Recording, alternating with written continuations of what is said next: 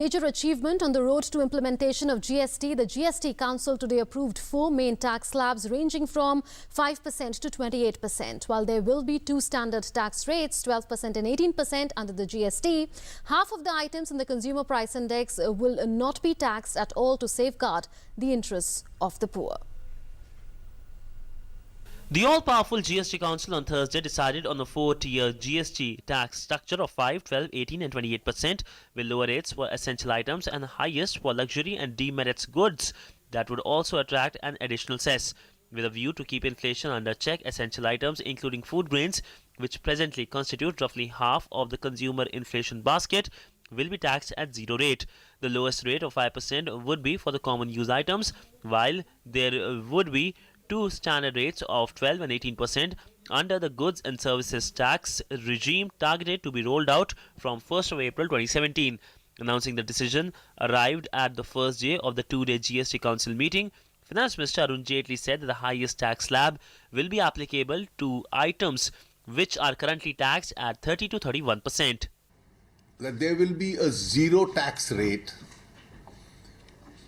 in which several items which approximately constitute 50% of the consumer price index basket would be included.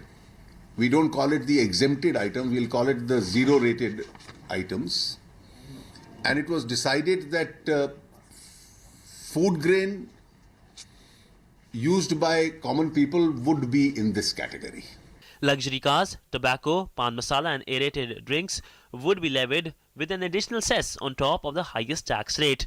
The collection from this cess as well as that of clean energy cess would create a compensation pool which would be used for compensating states for any loss of revenue during first 5 years of implementation of GST. The pool would be lapsable after 5 years. देखिए जो इन demerit goods या luxury products पे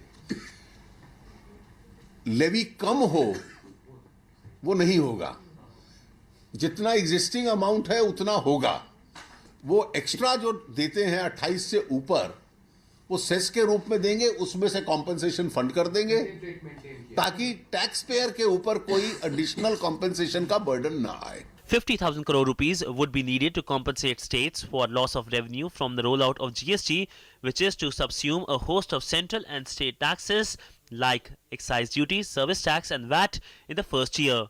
Fitment or categorization of items for each slab will be done by officials and will then be approved by GST Council.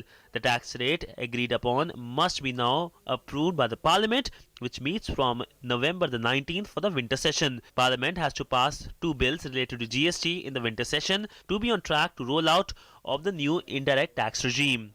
In a major breakthrough, the GST Council decided on the GST rates and on the mode of compensation for the states for implementation of GST.